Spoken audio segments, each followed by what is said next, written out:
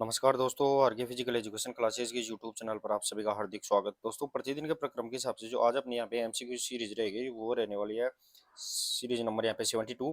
लेकिन चैनल पर पहली बार विजिट कर रहे हैं तो सभी दोस्त यहाँ पे चैनल को सब्सक्राइब कर ले और बेल आइकन को प्रेस कर लेता कि आने वाली क्लासों का नोटिफिकेशन आपको लगातार मिलता रहे।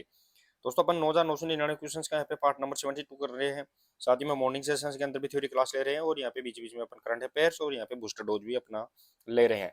तो आप अपनी तैयारी को मजबूत करने के लिए हैं लगातार चैनल से जुड़े रहें। क्लास को एक बार सभी तो शेयर और लाइक जरूर कर दे। फिर अपन लगातार यहाँ पे आज की सीरीज नंबर यहाँ पे 72 देखने वाले हैं।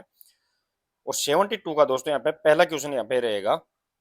वो देखिए दोस्तों, यहाँ पे डेफिनेशन से रिलेटेड क्वेश्चन दिया गया है कि स्थानांतरण एक परिस्थिति में अर्जित ज्ञान, प्रशिक्षण और आदतों का दूसरी परिस्थिति में स्थानांतरित करने का उल्लेख है। यह कथन किसका है, ये अपने को यहाँ पे बताना है। दोस्तों, यहाँ पे प्रश्न दिया गया है, दोबारा से देखिए कि स्थानांतरण है वो एक परिस्थिति में अर्जित ज्ञान, प्रशिक्षण और आदतों का दूसरी परिस्थिति में स्थानांतरित किए जाने करने का जो उल्लेख करता है। ये कथन किसका है, क्रो एंड क्रो, सोरेनसन, कोल्सनिक या गेट्स। क्वेश्चन नंबर 1 के अंदर बताना दोस्तों। यहाँ पे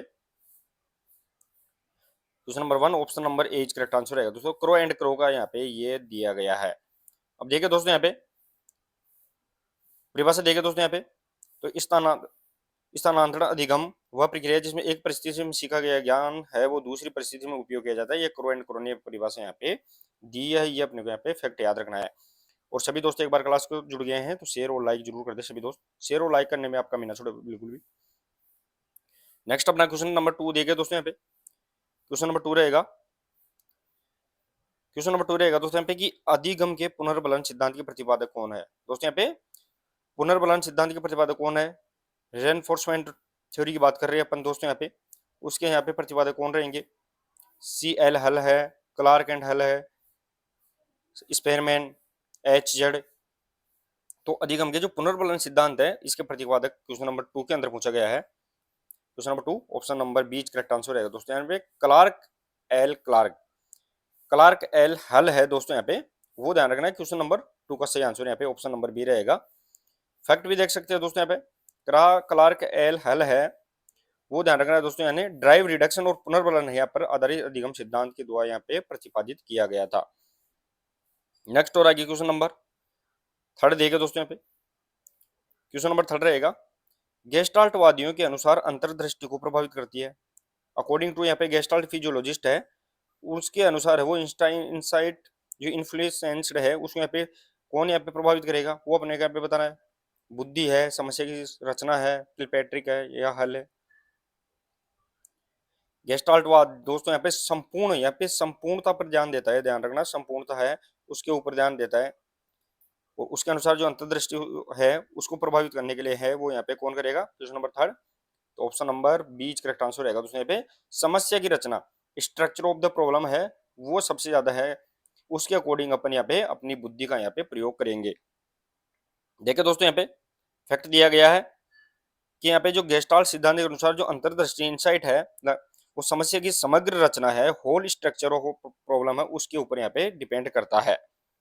नेक्स्ट और आगे क्वेश्चन नंबर 4 देखिए दोस्तों। क्वेश्चन नंबर 4 रहेगा। फादर ऑफ कंडीशनिंग माने जाते हैं दोस्तों। यहाँ पे फादर ऑफ कंडीशनिंग की बात कर रहे हैं अपन, वो यहाँ पे कौन माने जाते हैं, लोस्ले, वर्दीमेर, पावलोव या मास्लो। और जितने भी दोस्त क्लास में जुड़ गए हैं सभी दोस्त एक बार क्लास को शेयर और लाइक जरूर कर दे। सभी दोस्त शेयर और लाइक ज्यादा से ज्यादा किया करें। और लास्ट में दोस्तों आप हाइप भी ज्यादा से ज्यादा करिए। जो क्लास खत्म हो जाती है तो आप जो कमेंट बॉक्स कर रहे हैं, कमेंट कर रहे हैं, उसके बाद में जो स्लाइड मार के साइड के अंदर है वो यहाँ पे आप क्या कर सकते हैं, हाइप भी दे सकते हैं। क्वेश्चन नंबर यहाँ पे 4 option number C correct answer रहेगा दोस्तों। यहाँ पे जो पावलो है वो यहाँ पे फादर ऑफ कंडीशनिंग यहाँ पे रहेंगे। देख सकते हैं दोस्तों, यहाँ फैक्ट क्या दिया गया है कि इयान पावलो को शास्त्रीय अनुबंधन यानी क्लासिकल जो कंडीशनिंग है उसका जनक यहाँ पे माना जाता है। नेक्स्ट और आगे क्वेश्चन नंबर 5। क्वेश्चन नंबर 5 देखिए दोस्तों। तो क्वेश्चन नंबर अपना 5 रहेगा दोस्तों यहाँ पे कि हर्ट्जबर्ग मास्लो ने व्यक्ति की मूल आवश्यकताओं के अनुक्रम में प्रथम क्रम पर, ध्यान रखना है दोस्तों, यहाँ पे प्रथम क्रम पर किन आवश्यकताओं को रखा है वो अपने को यहाँ पे बताना है। प्रथम प्रथम क्रम पर है मास्लो ने कौन सी आवश्यकता को रखा, सुरक्षा संबंधी आवश्यकता है, शारीरिक आवश्यकता है, संबद्धता एवं स्नेह संबंधी आवश्यकता या आत्मसम्मान आवश्यकता है, यानी self esteem needs. Question number यहाँ पे 5 के अंदर बताना है।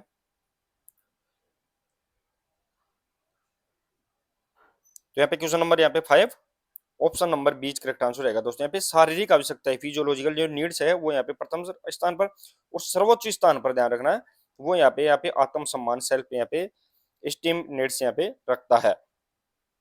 देखिए दोस्तों यहाँ पे इंपॉर्टेंट फैक्ट दिया गया है कि मास्लो ने आवश्यकता की जो पदानुक्रमित श्रेणी है हेरार्ची जो थ्योरी है उसके अकॉर्डिंग है वो सबसे नीचे शारीरिक आवश्यकताओं के फिजियोलॉजिकल नीड्स को यहाँ पे सबसे नीचे यहाँ पे रखा है। जो यहाँ पे आवश्यकता पदानुक्रम का सिद्धांत है उसमें 1 नंबर पे है वो यहाँ पे क्या रखा है नीचे। तो यहाँ पे आवश्यकताएं जो शारीरिक आवश्यकताएं हैं उनको यहाँ पे रखा था। नेक्स्ट और आएगी क्वेश्चन नंबर 6 देखे दोस्तों। क्वेश्चन नंबर अपना 6 रहेगा कि संकेत अधिगम किस अधिगम सिद्धांत पर आधारित है। संकेत यानी साइन लर्निंग है वो यहाँ पे किस पे डिपेंड रहेगी वो अपने यहाँ पे बताना है। पावलोव के शास्त्रीय अनुबंधन पर, हल के पुनर्बलन सिद्धांत पर, थोरनडाइक के संबंधवाद पर, या कोलर के अंतर्दृष्टि सिद्धांत पर। संकेत अधिगम की बात कर रहे हैं क्वेश्चन नंबर 6 के अंदर। Question number 6 option number A is correct answer रहेगा। तो यहाँ पे कि पावलोव की जो शास्त्रीय अनुबंधन सिद्धांत है, पावलोव का जो क्लासिकल कंडीशनिंग थ्योरी है उसके ऊपर है वो यहाँ पे डिपेंड रहेगा। देखिए दोस्तों यहाँ पे फैक्ट क्या दिया गया है कि संकेत अधिगम यानी साइन लर्निंग है वो शास्त्रीय अनुबंधन क्लासिकल जो कंडीशनिंग थ्योरी है उस पर आधारित यहाँ पे रहने वाला है। नेक्स्ट और आगे क्वेश्चन नंबर 7 देखे दोस्तों यहाँ पे।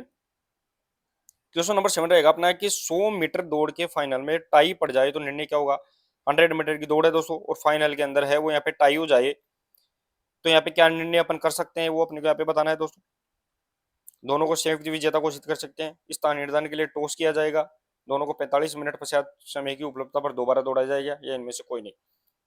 दोस्तों यहाँ पे 100 मीटर की अगर फाइनल की बात करें और उसमें अगर दोनों है वो बिल्कुल according to time within 0.001 second भी अगर उसमें कोई डिफरेंस नहीं दिख रहा है, दोनों बराबर है, तो अपन क्या रिजल्ट निकालेंगे। Question number 7 option number A is correct answer रहेगा। दोस्तों यहाँ पे both will be declare of joint winner यहाँ पे रहेंगे, दोनों है वो संयुक्त विजेता यहाँ पे दिए जाएंगे।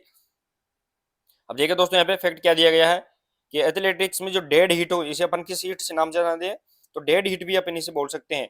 दोनों अगर बराबर हो गए हैं तो डेड हिट रहेगी, इसकी स्थिति में दोनों को क्या किया जाता है तो संयुक्त विजेता घोषित यहाँ पे किया जाता है, यानी जॉइंट विनर यहाँ पे दोनों रहने वाले हैं। नेक्स्ट और आगे क्वेश्चन नंबर 8। क्वेश्चन नंबर 8 देखिए दोस्तों यहाँ पे ड्वार्फिज्म यानी बोना नामक रोग किसके कारण होता है वो अपने यहाँ पे बताना है। ड्वार्फिज्म की बात कर रहे हैं अपन यहाँ पे। क्वेश्चन नंबर यहाँ पे 8 के अंदर बताना है कि विटामिन बी की कमी से, सोमेटोट्रोफिक हार्मोन की कमी से, थायरोक्सिन हार्मोन की कमी, या इंसुलिन हार्मोन की कमी से। ड्वार्फिज्म की बात कर रहे हैं क्वेश्चन नंबर 8 के अंदर। तो दोस्तों जो अपना यहाँ पे जो पिट्यूटरी ग्लैंड होती है जिसे अपन पीयूष ग्रंथि के नाम से जानते हैं दोस्तों यहाँ पे, उसके द्वारा जो यहाँ पे निकाला जाता है जो हार्मोन निकलता है, ग्रोथ हार्मोन जिसे अपन बोलते हैं, जीटी ग्रोथ हार्मोन है, जिसका नाम यहाँ पे ध्यान रखना है दोस्तों, यहाँ पे सोमेटोट्रोपिक हार्मोन होता है, उसकी अगर कमी हो जाती है तो अपना यहाँ पे शरीर है यहाँ पे बोना हो जाता है, जिसे अपन ड्वार्फिज्म के नाम से जानते हैं। तो question number 8 option number B correct answer यहाँ पे रहेगा। देखिए दोस्तों यहाँ पे तो पिट्यूटरी ग्लैंड के जो एंटीरियर लोब है उससे अगर जो ड्वार्फ सोमेटोट्रोपिक हार्मोन है, ग्रोथ हार्मोन बोलते हैं अपन, इसकी कमी हो जाती है तो यहाँ पे ड्वार्फिज्म रोग यहाँ पे होता है। नेक्स्ट और आगे क्वेश्चन नंबर 9। क्वेश्चन नंबर 9 देखिए दोस्तों, रेसिप्रोकल इंटरवेंशन सिद्धांत किसने दिया है। रेसिप्रोकल इंटरवेंशन सिद्धांत की बात कर रहे हैं अपन यहाँ पे, वो किसके द्वारा यहाँ पे दिया गया है। Bowditch, Charles Sherrington, J H Jackson, या उपरोक्त में से कोई नहीं। रेसिप्रोकल इंटरवेंशन सिद्धांत की बात कर रहे हैं अपन दोस्तों यहाँ पे क्वेश्चन नंबर 9 के अंदर।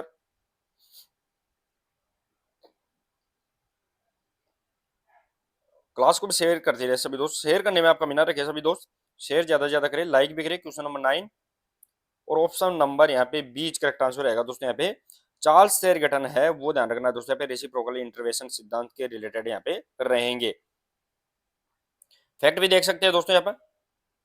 तो फैक्ट दिया गया है कि सर चार्ल्स शेरगटन है उसने है तंत्रिका तंत्र में रेसिप्रोकल इनहिबिशन का सिद्धांत यहाँ पे प्रतिपादित किया था, ये अपने को यहाँ पे याद रखना है। नेक्स्ट और आगे क्वेश्चन नंबर 10।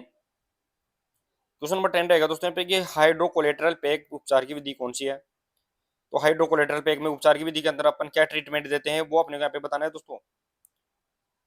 दवाओं पर ठंडा और गर्म द्वारा, बर्फ द्वारा, ये उपचार में से कोई नहीं। हाइड्रो कोलेट्रल पैक उपचार की विधि बतानी है अपने को यहाँ पे। तो दोस्तों अपन जो इंजरी हो जाती है, इस इंजरी में जो एक्यूट इंजरी होती है, एक यहाँ पे एक्यूट जो यहाँ पे ताजा ताजा इंजरी होती है, ताजा चोट एक्यूट इंजरी बोलते हैं, उसके अंदर यहाँ पे, और साथ ही में दोस्तों यहाँ पे जो काफी दिनों से यहाँ पे चोट लगी हुई होती है, उनके अंदर दोनों को उपचार की विधियां होती है। तो यहाँ पे हाइड्रोकोलेट्रल पैक है। क्वेश्चन नंबर 10, ऑप्शन नंबर बीच करेक्ट आंसर। ठंडा और गर्म, बाई कोल्ड एंड हॉट, यहाँ पे इसके अंदर स्पेशली है वो हीट, यहाँ पे थेरेपी अपन सबसे ज्यादा यूज करते हैं, यानी ठंडा और गर्म का उपचार अपन हाइड्रोकोलेट्रल पैक के अंदर यहाँ पे देते हैं। देखिए दोस्तों यहाँ पे, तो यहाँ पे हाइड्रोकोलेट्रल पैक है वो माइस्ट हीट थेरेपी के लिए उपयोग की जाती है। माइस्ट हीट थेरेपी की बात कर रहे हैं अपन, तो इसमें जो ठंडा और गर्म है दोनों को मिलाकर जो हीट पैदा की जाती है, वो माइस्ट हीट यहाँ पे होती है। नेक्स्ट और आगे क्वेश्चन नंबर 11। क्वेश्चन नंबर 11 देखे दोस्तों, पियर्सन प्रोडक्ट मूवमेंट विधि उपयोग की जाती है। पियर्सन प्रोडक्ट विधि है वो कहां प्रयोग की जाती है, वो अपने को यहाँ पे बताना है। क्रमित आंकड़ों में, खंडित आंकड़ों में, सतत आंकड़ों में या उपरोक्त में। पियर्सन पियर्सन प्रोडक्ट मूवमेंट विधि की बात कर रहे हैं। क्वेश्चन नंबर यहाँ पे 11 और option number C correct answer रहेगा दोस्तों। यहाँ पे सतत आंकड़ों में कंटिन्यूस डेटा होते हैं, उनके अंदर अपन यहाँ पे यूज करते हैं। फैक्ट भी देख सकते हैं दोस्तों यहाँ पे। तो पियर्सन सहसंबंध गुणांक सतत है वो यहाँ पे किसके अंदर, तो ध्यान रखना है सतत इंटरवल और रेशियो का आंकड़ों में उपयोग किया जाता है, यानी कंटिन्यूस जो डाटा होते हैं उनका अंदर है वो अपने यहाँ पे उपयोग करते हैं। नेक्स्ट और आगे क्वेश्चन नंबर 12। क्वेश्चन नंबर 12 देखिए दोस्तों यहाँ पे। तो क्वेश्चन नंबर 12 रहेगा कि सहनशीलता को विकसित करने वाली उस विधि को क्या कहते हैं, यानी एंडोरेंस को डेवलप करने वाली उस विधि को क्या कहते हैं जिसमें उच्च जिसमें अभ्यास तो उच्च तीव्रता और पूर्ण यहाँ पे अंतराल के साथ किया जाता है, यानी अभ्यास उच्च तीव्रता के साथ और पूर्ण अंतराल के साथ भी किया जाता है, कंप्लीट रिकवरी के साथ भी यहाँ पे किया जाता है। तो कौन सी विधि रहेगी, सर्किट मेथड रहेगी, इंटरवल मेथड रहेगी, कंटिन्यूस मेथड रहेगी। तो यहाँ पर अभ्यास भी हाई इंटेंसिटी के साथ कर रहे हैं और साथ ही में कंप्लीट रिकवरी भी ले रहे हैं, तो यहाँ पे कौन सी रहेगी, क्वेश्चन नंबर 12 और ऑप्शन नंबर बीच करेक्ट आंसर है, अंतराल इंटरवल मेथड यहाँ पे रहने वाली है। देखिए दोस्तों यहाँ पे फैक्ट क्या दिया गया है कि अंतराल प्रशिक्षण इंटरवल ट्रेनिंग में उच्च तीव्रता भी होगी और विश्राम के बीच यहाँ पे विश्राम भी होगा, यानी फुल रिकवरी भी होगी और यहाँ पे इंटेंसिटी है वो भी हाई रहेगी। नेक्स्ट और आइए क्वेश्चन नंबर 13 देखिए दोस्तों। क्वेश्चन नंबर 13, रक्त दाब मापने वाले यंत्र को क्या कहते हैं। रक्त दाब की बात कर रहे हैं दोस्तों, यहाँ पे ब्लड प्रेशर है, इस ब्लड प्रेशर को यहाँ पे मेजर करने के लिए है वो कौन सा इंस्ट्रूमेंट अपन उपयोग करते हैं, कार्डियोग्राम, स्पीडोमीटर, स्पिग्मोमेनोमीटर या फिर स्टेटोस्कोप।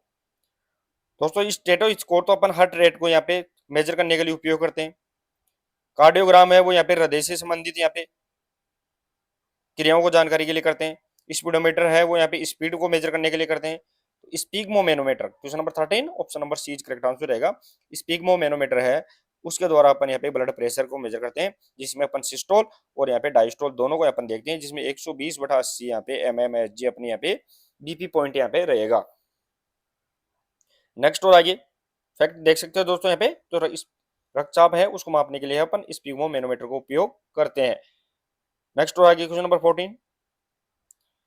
क्वेश्चन नंबर 14 रहेगा दोस्तों यहाँ पे कि नीचे दिए गए में से कौन सी प्रबंधन पद्धति नहीं है। प्रबंधन पद्धति की बात कर रहे हैं दोस्तों, यहाँ पे कौन सी प्रबंधन पद्धति है वो यहाँ पे नहीं है, मैनेजमेंट यहाँ पे अप्रोच कौन सा यहाँ पे नहीं है, वो अपने को यहाँ पे बताना है।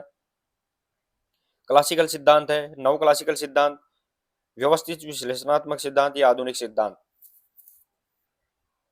कौन सी यहाँ पे प्रबंधन पद्धति नहीं है वो अपने को यहाँ पे बताना है क्वेश्चन नंबर यहाँ पे 14 के अंदर, और option number C correct answer रहेगा दोस्तों यहाँ पे कि व्यवस्थित विश्लेषणात्मक सिद्धांत है वो यहाँ पे प्रबंधन पद्धति के अंदर यहाँ पे नहीं आता है। फैक्ट देखिए दोस्तों, आपको फैक्ट बिल्कुल इजीली समझ में आ जाएगा। तो यहाँ पे क्लासिकल, न्यू क्लासिकल और मॉडर्न प्रबंधन की बात करें, यानी आधुनिक प्रबंधन की बात करें, तो ये प्रमुख सिद्धांत है, लेकिन जो व्यवस्थित विश्लेषणात्मक है वो प्रमुख यहाँ पे सिद्धांत यहाँ पे नहीं है, ये अपने को यहाँ पे याद रखना है। नेक्स्ट और आगे क्वेश्चन नंबर 15। क्वेश्चन नंबर 15 देखिए दोस्तों, नीचे दिए गए में से कौन सा संगठन का सिद्धांत नहीं है, यहाँ पे कौन सा यहाँ पे प्रिंसिपल नहीं है ऑर्गेनाइजेशन का, वो अपने को यहाँ पे बताना है दोस्तों। कौन सा यहाँ पे प्रबंधन का सिद्धांत, सॉरी दोस्तों यहाँ पे ऑर्गेनाइजेशन का प्रिंसिपल नहीं है। विकेंद्रीकरण है, प्रत्यायोजन है, अति व्यापन है, संप्रेषण है। अगर एक इंग्लिश में देखें तो विकेंद्रीकरण, डिसेंट्रलाइजेशन है, आराम अपन करते हैं इसके अंदर। कम्युनिकेशन भी अच्छा रहेंगे संगठन के अंदर। साथ ही में डिलीटेशन भी अब इसके अंदर करेंगे उद्देश्यों के अनुरूप। लेकिन ओवरलैपिंग का है वो यहाँ पे question number 15 option number C correct answer रहेगा। ओवरलैपिंग है, अति व्यापन है, वो इसके अंदर अपन यहाँ पे सिद्धांत यहाँ पे नहीं रहने वाला है। देखिए दोस्तों यहाँ पे, तो यहाँ पे जो ओवरलैपिंग अति व्यापन है वो संगठन का मान्यता प्राप्त सिद्धांत यहाँ पे नहीं है, ये अपने को यहाँ पे फैक्ट याद रखना है। नेक्स्ट और आगे क्वेश्चन नंबर 16 देखे दोस्तों। क्वेश्चन नंबर 16 रहेगा कि अखिल भारतीय खेल सलाहकार समिति का गठन कब किया गया। All India sports advisory committee की बात कर रहे हैं दोस्तों अपन, उसका यहाँ पे गठन कब किया गया है वो अपने यहाँ पे बताना है। 1954, 56, 53 या इनमें से कोई नहीं। All India sports advisory committee की बात कर रहे हैं अपन दोस्तों यहाँ पे। क्वेश्चन नंबर यहाँ पे 16 के अंदर। क्लास को शेयर करते रहे सभी दोस्त, लाइक और शेयर ज्यादा से ज्यादा करें। लाइक भी बहुत कम करते हैं, तो लाइक की संख्या भी आप बढ़ाते रहे। क्वेश्चन नंबर यहाँ पे 16 और option number A is correct answer रहेगा दोस्तों यहाँ पे कि advisory, all India sports advisory committee है, अखिल भारतीय खेल सलाहकार समिति है, उसका गठन है वो 1954 के अंदर यहाँ पे किया गया था। देखो दोस्तों यहाँ पे, तो इसका गठन है वो स्वतंत्र भारत में है खेल विकास के लिए। 1950 के दशक की बात कर रहे हैं, ये ईयर नहीं है दोस्तों यहाँ पे, ईयर तो 1954 रहेगा, दशक की बात कर रहे हैं तो 1950 के दशक में विभिन्न सलाहकार समिति का गठन यहाँ पे किया गया था। नेक्स्ट और आगे क्वेश्चन नंबर 17। क्वेश्चन नंबर 17 देखे दोस्तों पे कि कुंजरू समिति की स्थापना कब की गई थी। दोस्तों कुंजरू जी, इसमें हृदयनाथ कुंजरू की बात कर रहे हैं अपन। कुंजरू कमेटी है उसको कब यहाँ पे स्थापित किया गया था वो अपने यहाँ पे बताना। 1958, 59, 63, 60। दोस्तों यहाँ पे हृदयनाथ कुंजरू समिति की स्थापना है कब की गई थी, लेकिन इसने भारत सरकार को अपनी रिपोर्ट 1963 के अंदर यहाँ पे अपनी रिपोर्ट पेश की थी। क्वेश्चन नंबर यहाँ पे 17 option number B correct answer रहेगा। 1959, 1959 के अंदर हृदयनाथ कुंजरू ने है वो यहाँ पे अपनी समिति का गठन किया और वो भारत सरकार को अपनी रिपोर्ट यहाँ पे 1963 के अंदर यहाँ पे पेश करती है। तो देख सकते हैं दोस्तों आप, हरदनाथ कुंजरू समिति वो शारीरिक शिक्षा, खेल और युवा कल्याण से संबंधित थी, यानी फिजिकल एजुकेशन से, स्पोर्ट्स से और युवा कल्याण है उनके लिए यहाँ पे बनाई गई थी। नेक्स्ट और आगे क्वेश्चन नंबर 18 देखे दोस्तों। खेल प्रशिक्षण के 11 सिद्धांतों को प्रतिपादन किसने किया था वो अपने यहाँ पे बताना। 11 प्रिंसिपल ऑफ स्पोर्ट्स ट्रेनिंग है वो किसके द्वारा यहाँ पे प्रतिपादित किए गए थे। विलियम हार्वे, मार्शल आर्ट, बेनरफील्ड और स्क्रोटर, या इनमें से कोई नहीं। दोस्तों अपन स्पोर्ट्स ट्रेनिंग की बात कर रहे हैं, इनमें से जो 11 प्रिंसिपल दिए गए थे वो क्वेश्चन नंबर 18 के अंदर बताना है। और question number 18 option number C correct answer रहेगा दोस्तों यहाँ पे। बेनरफील्ड और स्क्रोटर, इसके द्वारा है वो यहाँ पे स्पोर्ट्स ट्रेनिंग के है 11 प्रिंसिपल यहाँ पे प्रतिपादित किए गए थे। देखिए दोस्तों यहाँ पे, तो जो खेल प्रशिक्षण के सिद्धांत वो कोचिंग विज्ञान का आधार होते हैं। यहाँ पे कोचिंग विज्ञान, स्पोर्ट्स कोचिंग है उसके ऊपर यहाँ पे डिपेंड यहाँ पे रहते हैं। नेक्स्ट और आगे क्वेश्चन नंबर 19। क्वेश्चन नंबर 19 देखे दोस्तों। चतुर्योग में निम्न में योग सम्मिलित है। चतुर्योग में कौन सा योग यहाँ पे सम्मिलित है वो अपने यहाँ पे बताना है। चतुर्योग की बात कर रहे हैं दोस्तों यहाँ पे चतुर्योग, इनमें से कौन सा योग इसमें शामिल है। क्रमयोग, भक्ति योग, राजयोग या उपरोक्त सभी। क्वेश्चन नंबर यहाँ पे 19 और option number D correct answer रहेगा दोस्तों। यहाँ पे चतुर्योग के अंदर है वो ध्यान रखना दोस्तों, यहाँ पे क्रमयोग, भक्ति योग, राजयोग इसके अंदर यहाँ पे शामिल रहने वाले हैं। अब देखिए दोस्तों यहाँ पे, तो भारतीय जो दर्शन है उसमें चतुर्योग में ज्ञान योग, भक्ति योग, कर्म योग और यहाँ पे राजयोग, 4 योग इसके अंदर यहाँ पे रहते हैं दोस्तों। यहाँ पे कौन कौन से, तो ज्ञान योग गया, भक्ति योग, कर्म योग और लास्ट में राजयोग। इनको मिलाकर अपन किस नाम से जानते हैं दोस्तों यहाँ पे, तो चतुर्योग के नाम से यहाँ पे जानते हैं। नेक्स्ट और आगे क्वेश्चन नंबर 20। क्वेश्चन नंबर 20 देखे दोस्तों यहाँ पे कि YMCA college of physical education की स्थापना कब और कहाँ हुई। कब और कहाँ हुई दोनों अपने को यहाँ पे बताना है दोस्तों। यहाँ पे YMCA college of physical education, जिसके प्रथम यहाँ पे प्राचार्य PM जोसेफ। तो यहाँ पे YMCA college of physical education की बात कर रहे हैं दोस्तों यहाँ पे। क्वेश्चन नंबर यहाँ पे 20 और option number D correct answer रहेगा दोस्तों यहाँ पे कि 1920 में चेन्नई मद्रास के अंदर, ध्यान रखना दोस्तों यहाँ पे। Question number 20 option number D correct answer. 1920 Chennai Madras के अंदर है वो यहाँ पे YMCA college of physical education की स्थापना भारत में की गई थी। देखिए दोस्तों यहाँ पे YMCA college of physical education Chennai Madras में भारत एशिया का प्रथम शारीरिक शिक्षा कॉलेज माना जाता है। जिसकी स्थापना 1920 में की गई थी। तो एशिया का प्रथम यहाँ पे ध्यान रखना है दोस्तों, यहाँ पे क्या माना जाता है, शारीरिक शिक्षा कॉलेज माना जाता है, फिजिकल एजुकेशन कॉलेज माना जाता है। नेक्स्ट और आगे क्वेश्चन नंबर 21 देखिए दोस्तों। क्वेश्चन नंबर 21 रहेगा कि श्री हनुमान व्यायाम प्रसारक मंडल की स्थापना कब हुई। HVPM की बात कर रहे हैं अपन दोस्तों यहाँ पे, जिसे अपन हनुमान व्यायाम प्रसारण मंडल के नाम से जानते हैं। इनके द्वारा यहाँ पे देशी खेलों को यहाँ पे 1936 की जो बर्लिन ओलंपिक हुआ था उसके अंदर भी इनको शामिल किया गया था। क्वेश्चन नंबर यहाँ पे 21 और ऑप्शन नंबर यहाँ पे एज करेक्ट आंसर रहेगा 1914 के अंदर। ध्यान रखना दोस्तों, यहाँ पे 1914 के अंदर है वो हनुमान व्यायाम प्रसारक मंडल की स्थापना 1914 में अमरावती के अंदर है वो अंबा और अनंत वेद के द्वारा यहाँ पे की गई थी। तो देख सकते हो दोस्तों यहाँ पे, तो हनुमान व्यायाम प्रसारक मंडल है वो अमरावती के अंदर है वो 1914 में अंबा और अनंत वेद के द्वारा यहाँ पे स्थापित की गई थी। नेक्स्ट और आगे क्वेश्चन नंबर 22, हैदराबाद में शारीरिक शिक्षा का राजकीय कॉलेज कब बना, कब खोला गया था, वो अपने यहाँ पे बताना है। हैदराबाद की बात कर रहे हैं अपन। शारीरिक शिक्षा कॉलेज ऑफ को स्थापित कब किया गया था, 1930, 31, 32 या 34। क्वेश्चन नंबर 22 के अंदर बताना दोस्तों यहाँ पे। Question number 22 option number B correct answer रहेगा दोस्तों यहाँ पे 1931 के अंदर। ध्यान रखना दोस्तों, यहाँ पे 1931 के अंदर है वो हैदराबाद के अंदर शारीरिक शिक्षा कॉलेज स्थापित की गई थी। तो देखिए दोस्तों यहाँ पे हैदराबाद के अंदर government college of physical education है वो 1931 के अंदर यहाँ पे खोला गया था। नेक्स्ट और आगे क्वेश्चन नंबर 23। क्वेश्चन नंबर 23 रहेगा दोस्तों यहाँ पे 1932 में लखनऊ में क्रिश्चियन कॉलेज, क्रिश्चियन शारीरिक कॉलेज है वो किस देश के सहयोग से खोला गया था, वो अपने को यहाँ पे बताना है। Christian college of physical education Lucknow के अंदर है 1932 के अंदर स्थापित की गई थी। ये किसके सहयोग से खोला गया था, England, Germany, France, America. Question number यहाँ पे 23 option number D correct answer रहेगा दोस्तों, अमेरिका के सहयोग से है वो यहाँ पे Christian college of physical education है वो यहाँ पे 1932 लखनऊ के अंदर यहाँ पे खोला गया था। तो देख सकते हो दोस्तों यहाँ पे अमेरिकी मशीनरी है उसके सहयोग से है वो प्रारंभिक शारीरिक शिक्षा संस्थानों की स्थापना यहाँ पे सहयोग से की गई थी। नेक्स्ट और आगे क्वेश्चन नंबर 24, शारीरिक शिक्षा प्रशिक्षण कांदिवली कब खोला गया था दोस्तों, फिजिकल एजुकेशन ऑफ कांदिवली की बात कर रहे हैं अपन यहाँ पे, वो कब खोला गया था, 1935, 37, 38 या 41।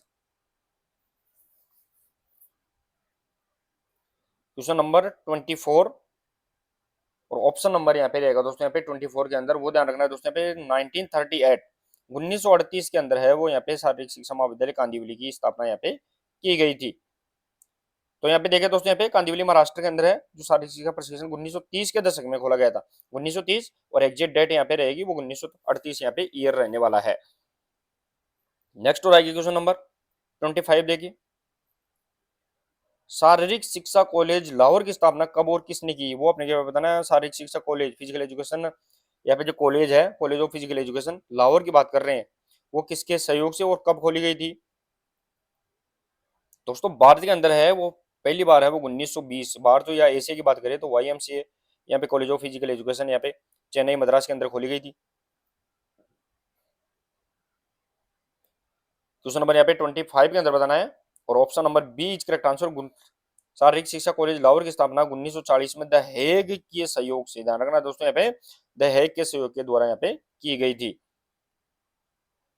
देखिए दोस्तों यहाँ पे तो PM जोसेफ ने प्रारंभिक शारीरिक शिक्षा संस्थानों में महत्वपूर्ण भूमिका निभाई थी, ये भी अपने को यहाँ पे फैक्ट अलग से याद रखना है। नेक्स्ट और आइए क्वेश्चन नंबर 26 देखिए दोस्तों, 13 से 16 साल की लड़कियों के लिए NCC की स्कीम कब लागू की गई। 13 से 16 साल की लड़कियों की बात कर रहे हैं अपन अलग स्पेशली दोस्तों, या उसके लिए वो NCC स्कीम है वो कब लागू की गई थी, वो अपने क्या पे बताना। वैसे देखा जाए तो NCC है, NCC की स्थापना कब हुई थी तो 1948 के अंदर हुई थी। 1948 में NCC, साथ ही में ताराचंद कमेटी है वो ताराचंद कमेटी भी 1948 से संबंधित है। लेकिन यहाँ पे ACC की बात करें, एक्सिलरी कैडेट कोड की बात करें तो वो यहाँ पे ध्यान रखना है 1950 से रिलेटेड रहेगी। क्वेश्चन नंबर यहाँ पे 26 ऑप्शन नंबर बीच करेक्ट आंसर 1952 ध्यान रखना है दोस्तों, यहाँ पे 1952 के अंदर है वो यहाँ पे 13 से 16 साल की लड़कियों के लिए NCC की स्थापना यहाँ पे की गई थी। अब देख सकते हो दोस्तों यहाँ पे तो 1950 का दशक की बात कर रहे हैं अपन, एग्जिट ईयर यहाँ पे 1952 रहेगा। NCC है वो लड़कियों के लिए यहाँ पे विस्तारित की गई थी। नेक्स्ट और आगे क्वेश्चन नंबर 27।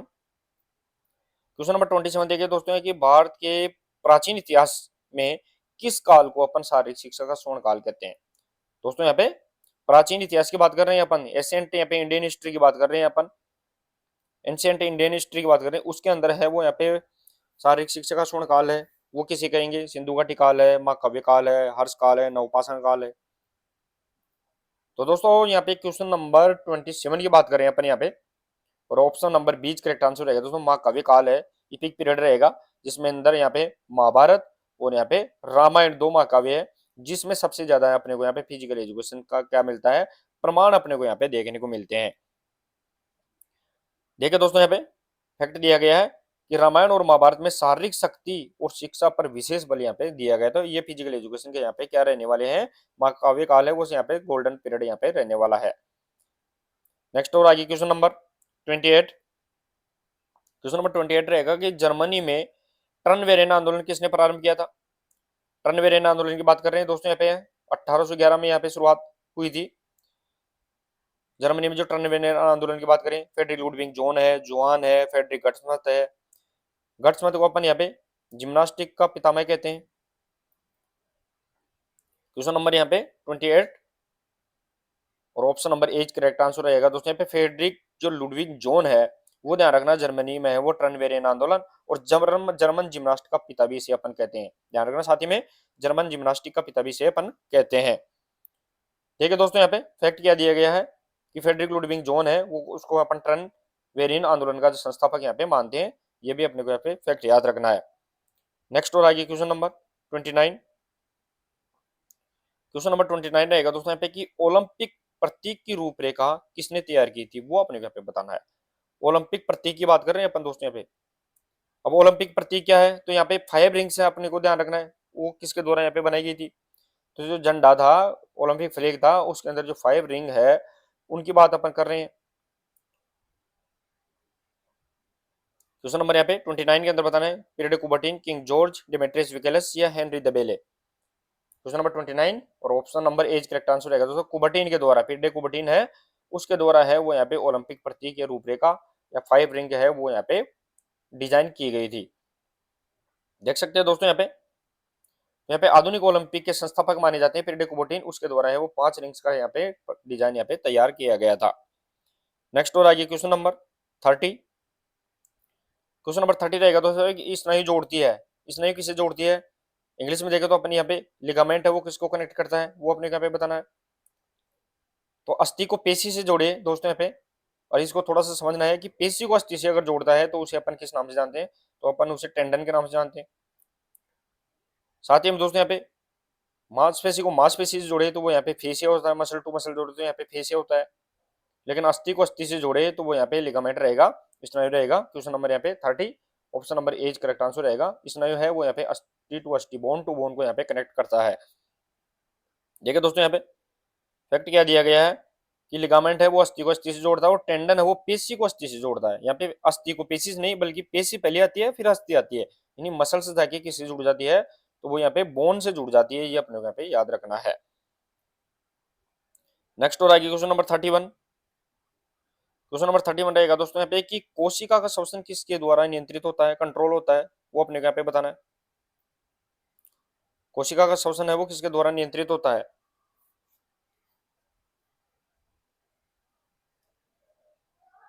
क्वेश्चन नंबर 31 के अंदर बताना दोस्तों आपको। तो देखिए दोस्तों यहाँ पे कोशिका का श्वसन नियंत्रित करने के लिए, वैसे कोशिका का पावर हाउस है या कोशिका का जो श्वसन का केंद्र है वो क्या होता है, तो वो यहाँ पे ध्यान रखना है दोस्तों, यहाँ पे क्या होगा, माइट्रोकॉन्ड्रिया। जो माइट्रोकॉन्ड्रिया होता है उसके द्वारा यहाँ पे सबसे कोशिका का श्वसन होता है, लेकिन इसको कंट्रोल करने का कार्य कौन करता है, तो कंट्रोल करने का कार्य है वो यहाँ पे कंट्रोल की बात कर रहे हैं अपन दोस्तों, किसके द्वारा नियंत्रित होता है, कंट्रोल होता है, तो वो ध्यान रखना टोटल कोशिका है, पूरी कोशिका ही है वो यहाँ पे न्यूक्लियस है, उसके द्वारा कंट्रोल होती है। क्वेश्चन नंबर यहाँ पे 31 option number B correct answer यहाँ पे रहेगा।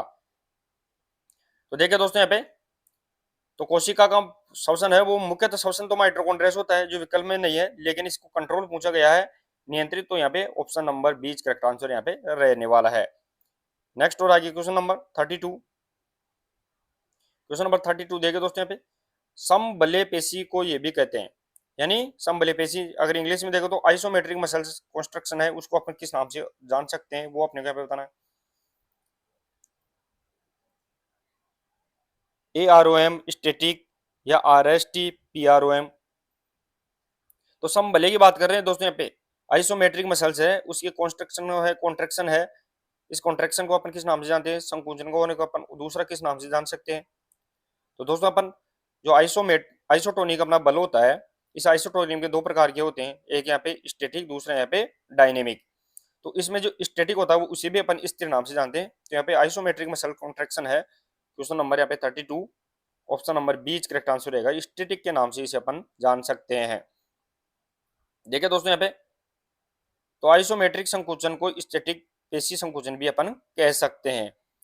नेक्स्ट और आगे क्वेश्चन नंबर 33, क्वेश्चन नंबर 33 देखे दोस्तों कि यहाँ पे टिचनर की कार्नेल प्रयोगशाला में हुए प्रयोगों से चिंतन के निम्नलिखित रूपों में से किसका समर्थन यहाँ पे हुआ है। चिंतन के समर्थन में यहाँ पे बताना है अपने को। टिचनर की जो कार्नेल प्रयोगशाला है उसमें जो प्रयोग हुए हैं उनके उनसे जो चिंतन के निम्नलिखित में से कौन सा किसका समर्थन हुआ है। प्रतिमासी चिंतन, प्रतिमाहीन चिंतन, या दोनों, या उपरोक्त चिंतन।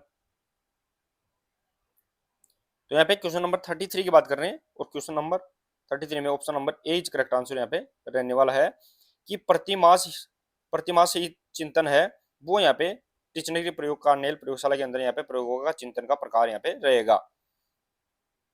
तो देखिए दोस्तों यहाँ पे वही फैक्ट दिया गया है कि टिचनर की जो संरचनावादी प्रयोगों में है वो यहाँ पे प्रतिमा ही चिंतन है, यानी इमेजलेस थॉट है, वो यहाँ पे समर्थन किया गया था। नेक्स्ट और आगे क्वेश्चन नंबर 34, क्वेश्चन नंबर 34 रहेगा कि यहाँ पे कि सर्वप्रथम अवधिकालीनता प्रक्रिया को किसने विकसित किया था। यहाँ पे जनरल एडेप्टेशन सिंड्रोम की बात कर रहे हैं दोस्तों अपन। यहाँ पे सर्वप्रथम जो अवधिकालीनता प्रक्रिया है उसको किसने विकसित किया था, हर्रे, हेंस, सेलिस, मॉर्गन, या जॉन विलियम। क्वेश्चन नंबर यहाँ पे 34 option number B correct answer रहेगा दोस्तों, हेंस सेलिस है, इसके द्वारा यहाँ पे जनरल एडेप्टेशन यहाँ पे सिंड्रोम है उसको यहाँ पे प्रतिपादित विकसित किया गया था। देख सकते हैं दोस्तों यहाँ पे, तो जो हेंस सेली ने तनाव प्रतिक्रिया के लिए है वो यहाँ पे जनरल एडेप्टेशन सिंड्रोम GAS के नाम से जानते हैं, उसको यहाँ पे विकसित किया था। नेक्स्ट और आगे क्वेश्चन नंबर 35, आइसोकाइनेटिक विधि किस विद्वान के द्वारा यहाँ पे सर्वप्रथम प्रस्तुत की गई थी वो अपने को यहाँ पे बताना है। दोस्तों यहाँ पे 3 प्रकार की विधियां होती है एक्सरसाइज के तौर पर देखें तो अपन आइसोमेट्रिक, मेट्रिक की बात करें आइसोटोनिक हो गई, और यहाँ पे आइसोकाइनेटिक हो गई। आइसोमेट्रिक स्थिर विधि होती है, स्थिर संकुचन, आइसोटोनिक स्थिर गतिशील संकुचन होता है, और आइसोकाइनेटिक स्थिर और गतिशील दोनों संकुचन होता है। तो यहाँ पे क्वेश्चन नंबर 35 की बात कर रहे हैं, और option number B correct answer doctor J Perrin के द्वारा है वो आइसोकाइनेटिक विधि है वो यहाँ पे प्रतिपादित की गई थी। फैक्ट देखिए दोस्तों यहाँ पे फैक्ट क्या दिया गया है कि जे पेरिन ने आइसोकाइनेटिक व्यायाम की जो प्रारंभिक अवधारणा है वो यहाँ पे दी थी। नेक्स्ट और आगे क्वेश्चन नंबर 36 रहेगा दोस्तों यहाँ पे कि नेशनल फिटनेस कोर के अंतर्गत कितने प्रकार की परीक्षाओं का आयोजन होता है। एनएफसी की बात कर रहे हैं दोस्तों अपन यहाँ पे, नेशनल फिटनेस कोर्स की बात कर रहे हैं। एनएफसी जो इसकी स्थापना 1965 के अंदर यहाँ पे की गई थी, और उसमें कितने प्रकार के यहाँ पे परीक्षाओं का आयोजन किया जाता था, 2, 4, 3, 5। सभी दोस्त क्लास में जुड़ जाते हैं वो आते ही शेर और लाई ज्यादा कर दिया, अगर शेर और लाई की संख्या आप जरूर बढ़ाइए। क्वेश्चन नंबर यहाँ पे 36 की बात कर रहे हैं, option number D correct answer रहेगा। नेशनल फिटनेस कोर्स के द्वारा है वो 5 प्रकार की यहाँ पे कॉम्पिटिटिव एग्जाम होती है, परीक्षाएं होती है, उनका यहाँ पे टेस्ट है उनका ऑर्गेनाइज यहाँ पे किया जाता था। तो नेशनल फिटनेस कोड है दोस्तों यहाँ पे एनएफसी, वो इसके अंतर्गत संचालित यहाँ पे फिटनेस प्रशिक्षण कार्यक्रम थे। नेक्स्ट और आगे क्वेश्चन नंबर 37, क्वेश्चन नंबर 37 रहेगा दोस्तों कि वेरियोला वायरस से कौन सा रोग होता है। यहाँ पे वो अपने को यहाँ पे बताना, variola virus, leprosy, jaundice, small pox, या फिर डिप्टेरिया। वेरियोला वायरस की बात करें दोस्तों यहाँ पे जिसे अपन स्मॉल पॉक्स बोलते हैं, और यहाँ पे question number 37 option number C correct answer, चेचक जिसे अपन स्मॉल पॉक्स बोलते हैं उसके द्वारा यहाँ पे वेरियोला वायरस है, तो उसके द्वारा यहाँ पे चेचक रोग यहाँ पे हो जाता है। देख सकते हैं दोस्तों यहाँ पे साथ ही में दोस्तों यहाँ पे ये वायरस पीलिया, जूंडिस और हेपेटाइटिस से संबंधित भी है। ये भी अपने अलग से स्पेशली है वो यहाँ पे चेचक से संबंधित यहाँ पे वेरियोला वायरस यहाँ पे रहेगा। नेक्स्ट और आगे question number 38, Indian association of sports medicine का गठन कब किया गया, वो अपने यहाँ पे बताना है दोस्तों। यहाँ पे जिसे अपन इंडियन एसोसिएशन ऑफ स्पोर्ट्स मेडिसाइन की बात कर रहे हैं दोस्तों, जिसे अपन IASM के नाम से जानते हैं, उसका गठन कब किया गया था। और ये इसका गठन क्यों किया गया था दोस्तों, जो स्पोर्ट्स इंजरी होती है, इन स्पोर्ट्स इंजरी की अपन क्या करते हैं, रिहेबिलिटेशन के लिए इसका यहाँ पे गठन किया गया था। क्वेश्चन नंबर यहाँ पे 38, option number B correct answer रहेगा। 1970 1970 के अंदर है वो यहाँ पे इसका गठन किया गया था। Question number 38, option number B correct answer यहाँ पे रहेगा। नेक्स्ट हो रहा है क्वेश्चन नंबर 39 देगा दोस्तों, प्रैक्टिकल मैनुअल फॉर टीचर नामक पुस्तक किसने लिखी है, वो अपने यहाँ पे बताना है दोस्तों। यहाँ पे बुक्स का नाम दिया गया है प्रैक्टिकल मैनुअल फॉर टीचर है।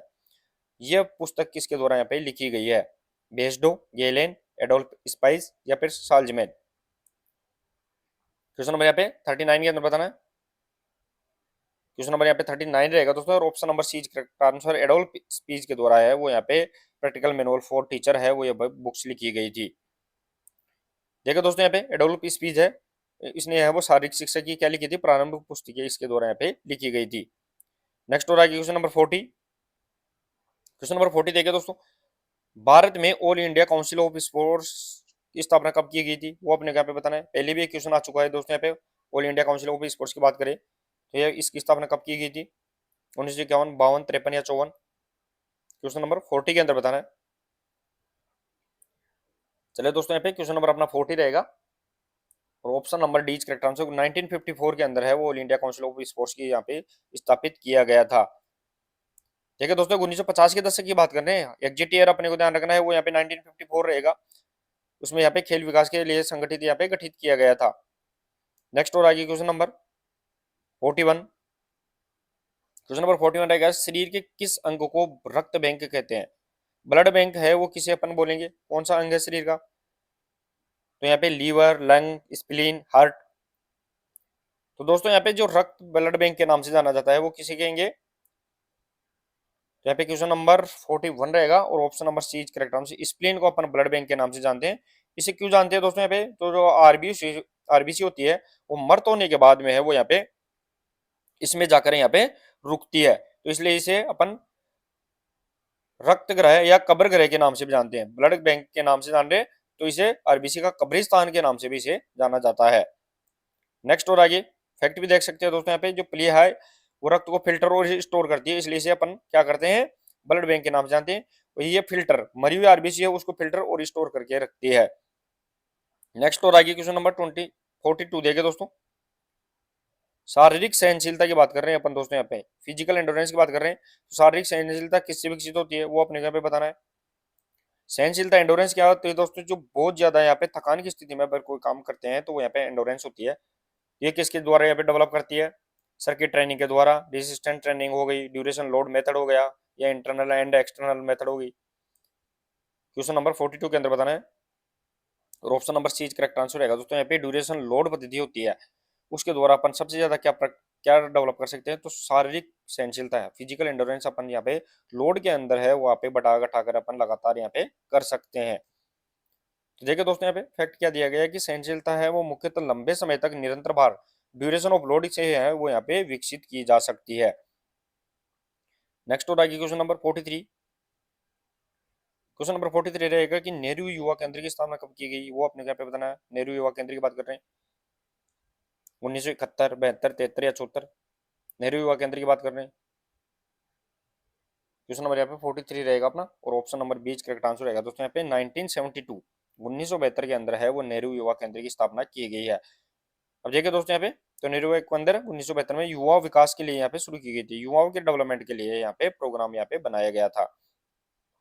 नेक्स्ट और आगे क्वेश्चन नंबर 44 देखिए दोस्तों, राष्ट्रीय सेवा योजना एनएसएस की बात कर रहे हैं, इसका शुभारंभ यहाँ पे कब किया गया था, एनएसएस की बात कर रहे हैं अपन।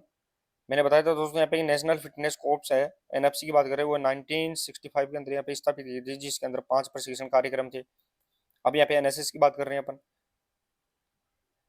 क्वेश्चन नंबर यहाँ पे 44 और ऑप्शन नंबर बीच करेक्ट आंसर 1969 1969 के अंदर है वो यहाँ पे एनएसएस की स्थापना यहाँ पे की गई थी। फैक्ट भी देख सकते हैं दोस्तों यहाँ पे। तो एनएसएस का शुभारंभ है वो 1969 में महात्मा गांधी की जन्म शताब्दी पर यहाँ पे किया गया था। ये भी फैक्ट अपने को यहाँ पे याद रखना है। नेक्स्ट और आगे क्वेश्चन नंबर 45। शारीरिक शिक्षा को शारीरिक संस्कृति यानी फिजिकल कल्चर है वो किस देश में कहा जाता है? पहले भी अपन ने ये प्रश्न उत्तर में डाला था दोस्तों। तो शारीरिक शिक्षा को अपन शारीरिक संस्कृति या फिजिकल कल्चर है वो किस देश में बोलते हैं? रूस, अमेरिका, चीन, यूनान। बहुत बार एग्जाम में भी पूछा गया क्वेश्चन है। क्वेश्चन नंबर यहाँ पे 45 रहेगा। Option number A is correct answer. Russia यानी रूस के अंदर है वो यहाँ पे ध्यान रखना है। शारीरिक शिक्षा को अपन शारीरिक संस्कृति के नाम से जानते हैं। तो देखिए दोस्तों यहाँ पे, तो यहाँ पे सोवियत संघ पूरी रूस या शारीरिक शिक्षा को अपन शारीरिक संस्कृति या फिजिकल कल्चर कहा जाता है। नेक्स्ट और आगे क्वेश्चन नंबर 46। 46 देखिए दोस्तों यहाँ पे कि सफलता ही सफलता का आधार है। ये थॉर्नडाइक का कौन सा नियम घोषित करता है? सफलता ही सफलता का आधार है यानी success is the base of success है। ये के थॉर्नडाइक का कौन सा नियम है यहाँ पे, इसको यहाँ पे रिप्रेजेंट करता है? प्रस्तावना का नियम, तत्परता का नियम, प्रभाव का नियम। तो दोस्तों यहाँ पे एक बार अपने को सफलता मिल जाए या अपना कोई गोल अचीव हो जाए तो अपन तुरंत ही दूसरे गोल के लिए चल पड़ते हैं। तो ये इससे प्रभावित होकर अपन यहाँ पे दूसरे गोल के लेते हैं। तो तत्परता का नियम या प्रभाव का नियम दोस्तों यहाँ पे question number 46 option number C correct answer रहेगा। लॉ ऑफ इफेक्ट है, एक को प्रभावित होकर अपन दूसरा लक्ष्य अपन तुरंत यहाँ पे बना लेते हैं। तो थॉर्नडाइक का जो प्रभाव का नियम है दोस्तों यहाँ पे लॉ ऑफ इफेक्ट है वो कहता है कि सुखद परिणाम व्यवहार को मजबूत करते हैं। अगर एक बार अपने को यहाँ पे पॉजिटिव परिणाम मिलते हैं तो अपन लगातार आगे बढ़ते रहते हैं। नेक्स्ट और आगे क्वेश्चन नंबर 47। अपनी शिक्षा को और अधिक प्रभावी बनाने के लिए आप क्या कर सकते हैं वो अपने को यहाँ पे बताना है। अपनी शिक्षा को प्रभावी बनाने के लिए पाठ को कंठस्थ कर लेंगे, अन्य अध्यापकों के साथ पाठ की चर्चा करेंगे, अधिक से अधिक व्यवहारिक उदाहरण लेंगे या सभी विषय सामग्री ब्लैक बोर्ड पर लिख देंगे। तो अपनी शिक्षा को और अधिक प्रभावी अपन बनाने के लिए है लर्निंग की बात की दोस्तों। एक क्वेश्चन है वो लर्निंग से रिलेटेड टॉपिक से है। तो क्वेश्चन नंबर यहाँ पे 47 option number C correct answer. यहाँ पे अधिक से अधिक व्यवहारिक उदाहरण अपन यहाँ पे देंगे तब जाके अपना यहाँ पे अपनी शिक्षा और यहाँ पे मजबूत होगी। नेक्स्ट और आगे देखिए दोस्तों यहाँ पे क्वेश्चन नंबर 48। क्वेश्चन नंबर 48 रहेगा दोस्तों यहाँ पे कि किसी के दूर से पुकारने पर शीघ्र उसके पास पहुंचते समय जो अधिगम होता है उसे अपन किस नाम से जानते हैं वो अपने को यहाँ पे बताना है। इस अधिगम को अपने को बताना है दोस्तों यहाँ पे। किसी के दूर से पुकारने पर आवाज देने से पर शीघ्र उसके पास पहुंच जाते हैं तो ये अधिगम कौन सा हुआ? संकेत अधिगम हो गया, उत्तेजना अनुक्रिया अधिगम हो गया, या फिर श्रृंखला अधिगम, मौखिक सहचर्य अधिगम। क्वेश्चन नंबर 48 के अंदर बताना है। क्वेश्चन नंबर यहाँ पे 48 रहेगा और option number D correct answer. मौखिक यानी वर्बल एसोसिएशन ध्यान रखना है दोस्तों यहाँ पे लर्निंग यहाँ पे रहेगी। नेक्स्ट फैक्ट भी देखिए दोस्तों यहाँ पे क्वेश्चन नंबर 49 रहेगा। क्वेश्चन नंबर 49 रहेगा कि व्यक्ति द्वारा जब किसी वस्तु को देखकर या स्पर्श करके जो ज्ञान प्राप्त किया जाता है उसे उसे कौन से सीखना कहेंगे वो अपने को यहाँ पे बताना है। यानी कोई भी वस्तु है तो उसको देख भी रहा है और उसको हाथ से स्पर्श भी कर रहा है तो उसे अपन किस नाम से जानेंगे? किस प्रकार का लर्निंग रहेगा? प्रत्यक्षात्मक लर्निंग, परसेप्चुअल लर्निंग हो गया, कोग्निटिव लर्निंग या analogical learning, learning by doing. Question number यहाँ पे 49 option number A is correct answer रहेगा दोस्तों यहाँ पे। परसेप्चुअल लर्निंग यानी प्रत्यक्षात्मक सीखना कहेंगे जिसमें व्यक्ति है वो देखता है और किसी भी वस्तु है उसको यहाँ पे छू भी सकता है। तो देखिए दोस्तों यहाँ पे प्रत्यक्षात्मक अधिगम जिसे अपन परसेप्चुअल लर्निंग के नाम से जानते हैं इसमें है वो संवेदी अनुभव पर आधारित होती है। इसे देख भी सकता है और संवेदनाओं को यहाँ पे महसूस भी कर सकता है। नेक्स्ट और आगे क्वेश्चन नंबर 50। तो क्वेश्चन नंबर 50 रहेगा दोस्तों यहाँ पे कि बालक प्रथम 6 वर्षों में बाद के 12 वर्षों से दुगना सीखता है। ये कथन किसका है? स्टेटमेंट किससे रिलेटेड रहेगा दोस्तों यहाँ पे? Gesell, Skinner, Strang, Thorndike. Question number यहाँ पे 50 option number A correct answer है। सेल्स का ये यहाँ पे ये फैक्ट यहाँ पे रहने वाला है साथ। तो चलिए दोस्तों आज की प्रश्नोत्तरी में ये अपन ने लगभग 50 क्वेश्चन अपन ने शामिल किए थे। और क्लास कैसी लगी वो जरूर बताइए। अगर क्लास अच्छी लगी तो क्लास को शेयर और लाइक जरूर करें सभी दोस्त। और आप लास्ट में है दोस्तों यहाँ पे स्लाइड मार के हैं वो हाइप भी आप जरूर मेरे को दे सकते हैं। तो मिलते हैं दोस्तों कल नेक्स्ट और इंपॉर्टेंट प्रश्नोत्तरी के साथ। तब तक के लिए धन्यवाद। Thank you so much.